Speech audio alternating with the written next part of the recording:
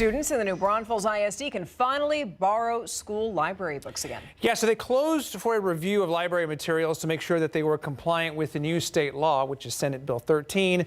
That gives parents more access to what books their kids check out and requires schools to have a review process for its materials. So as we speak right now, the district is still reviewing some books, and you mentioned the review process. Yep. Let's go back to that because we should talk about what that entails. So first, what happens is that district leaders compile a list of books that may contain content that's considered harmful under state law. And then a library advisory committee begins the process to review each title. After that, parents can challenge any title during the review process. And finally, the school board will make the final decision based off the recommendation from the committee. All new library materials coming into the library also have to go through the process to determine if they are compliant. So the review itself, as you can imagine, that could take some time. The books that are in question have to be posted on the district's website for at least 30 days before the board can go ahead and decide whether they stay or go. And we have the full list of the 81 titles that are under review at the New Braunfels ISD. It's on our website. Just search New Braunfels ISD on the homepage, KSAT.com. All right. Well, it's a concept straight out of a sci-fi movie that could soon be in your child's school. This is the Campus Guardian Angel system at work. The Austin-based startup says the goal is for their drones to stop a school shooting in just 15 seconds. So if the system is launched, the drones are piloted out of this space you see here in Austin. Each one is equipped with sirens, pepper balls, and can even break a window. These drones aren't lethal? Right. I mean, I'm gonna hit you at 60, 70 miles an hour. It's not gonna kill you. It's like getting hit by a baseball bat. Now, One Hill Country District already plans to have the drones installed on their campuses. Tuesday on the Nightbeat, KSAT Investigates Daniela Ibarra explains why Bernie ISD bought into this idea. I'm looking forward to that. That's tomorrow. So many of you were right. You suspected that late Friday, a portion of Kendall and Comal counties got a tornado. Yeah, you were right. Last night, the National Weather Service confirmed that it's true. It was an EF1 tornado. It moved 20 miles across parts of Kendall and Comal counties with winds reaching at about 110 miles per hour. And the tornado stretched some 300 yards wide. There was some damage, but no reports of any injuries. So that's good. Very good. And I mean, we were here Friday night into Saturday morning, and Adam Caskey was putting in extra hours. Kind of some tense moments there. Yeah, and even just outside that tornado's path, which at its widest was 300 yards, which is pretty significant for a tornado, especially in our neck of the woods, and a 20-mile track. Crazy. That's nothing to note for Oklahoma, but around here, that's pretty significant. Yeah. But outside the actual path, there were straight line winds up to about 100 miles per hour that ripped some roofs off, especially along the ridges that faced west where the wind came in. And so super dark too, obviously. So yeah, and in the middle of the night. Thankfully, no injuries to report. And now we're on the other side of it. Oh, here we go. Hello, cold front. Now, it's not going to be cold tomorrow, okay? You're not going to notice it tomorrow. Notice in the morning, 70. Warm, muggy, shorts, foggy, short short sleeves. Oh, but then bust out the hoodies. Wednesday morning, 52. Thursday, Friday, 45. Though if your kids are anything like mine, a couple of mine, they wear a hoodie in the morning like every day, even when it's hot outside. What are you doing? Ernie, maybe you can relate. It's just a thing. Oh, it's definitely a thing. Teenagers and stuff. Yeah, no, I got two of them. Yeah. So, but anyway, legit hoodie weather, light jackets, mid-40s Thursday and Friday at sunrise. Oh, yeah. And notice the average low is 57. We're going to be below average for a change. It's been quite some time. And actually, the mid-40s, that'll be the first time in just over 200 days that we've been that cool. But tomorrow, we start 70, foggy, muggy, humid, sticky. And then we're 88 in the afternoon. So by 3 o'clock, we hit 88. That's about when the cold front's going to hit. Thereafter, the wind will quickly pick up and the humidity is going to quickly drop. This is one of those cold fronts that once it hits, you're going to notice it, mainly because of the wind picking up and the air kind of drying out a bit, but especially the wind gusts. So tomorrow, Sabinal, 90, Poteet, Floresville, 91. Down in Cotulla, Laredo, 98 degrees. So yeah, far from cool tomorrow. Notice the winds. When that front hits, we start gusting from 30 to about 45 miles per hour. That's late in the afternoon tomorrow, through tomorrow night, and even on into all of Wednesday. So if you have any loose Halloween decorations, and especially the inflatables, the famous inflatables, keep them deflated tomorrow evening and tomorrow night, then all of Wednesday as well. Now, the high winds coming out of the north combined with very dry air gives us this fire weather watch. This doesn't mean that the weather could cause fires. What it means is if there's burning or a fire forms, it will spread rapidly. So let's talk about how dry the air is going to be. We have dew points now, 60s, even some 70s. You feel the mugginess outside. You did all day today. It was thick. At times we had dew points in the low 70s this afternoon. That's where we start the day tomorrow. Then the cool front drops in around 3 o'clock. Still humid, but shortly thereafter, that drier air works its way in. And remember, once we get into the 50s for the dew point, it's that pleasant lack of humidity and lack of tropical thick air. And then we really dry the air out into Wednesday. That's why if there were to be, say, a fire, it could spread very rapidly. Thursday, Friday, still pretty dry. This weekend, a little addition of humidity to the air, but I don't think it's going to be all that bad. It's not like what we've been experiencing lately. Dew points maybe closer to 60 by the weekend.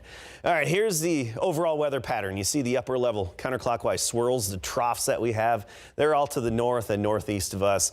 But this one right here that's dropping in from Canada, that's going to be pulling the cooler air southward. Now, the core of the cooler air is going to stay just east of Texas, right? And especially in the eastern third of the country, but still close enough to give us that clip of cooler air, kick up the winds, and give us the drier air as well. Then the big blue H, the upper level high, it returns for the latter half of the weekend and into the early part of next week. But this isn't going to be the type that gives us the 90-degree heat we've been experiencing. It'll just put us back in the low to mid 80s by the weekend and this time next week. Hurricane Melissa, this is a absolute whopper in all the worst ways, honestly.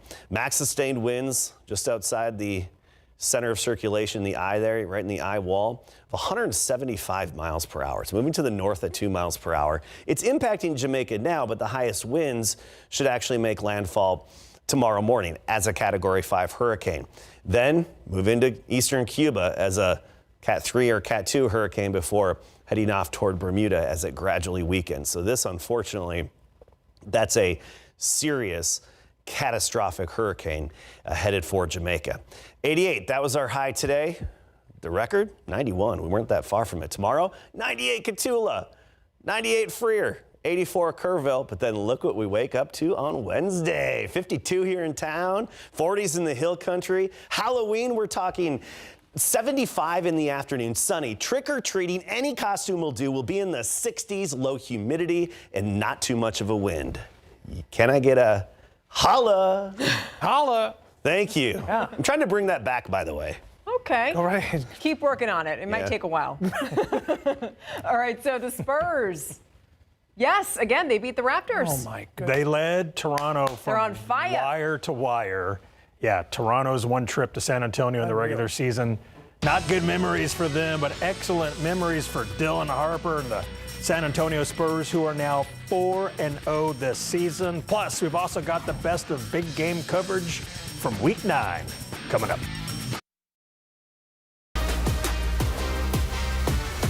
Victor Wembanyama was named the NBA's Western Conference Player of the Week for the opening week of the season. Wemby helped guide the Spurs to a 3-0 record to start the season for the first time since 2019, averaging 33.3 points, 13.3 rebounds, 6 blocks, 2.3 assists, and 1.67 steals in 33.3 minutes while shooting 56.9% from the field. That is stellar. And the Spurs, well, they were home tonight hosting the Toronto Raptors in back-to-back games for both sides. First quarter, and look at Victor Wembanyama driving, go 360 off the glass for a layup and a 14-8 Spurs lead. Of course, we have to look again in slow motion at that layup and Vic's pure athletic ability. Wow. Closing seconds now. Rookie Dylan Harper drives, and he beats the first quarter buzzer for a layup. The Rook continues to impress. San Antonio led by as many as 22 in the first half, and they were up at halftime 69-50. Harper had 9 points at the break.